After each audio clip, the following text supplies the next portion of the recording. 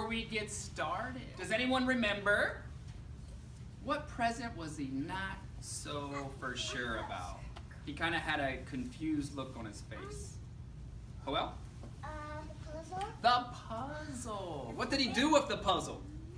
He dropped it. Right, he wasn't for sure what to do. Right, he dropped it all over the floor. Very good. And I think it opens the first present. It is a teddy bear. Marvin holds the teddy bear in his arms before he opens the next present.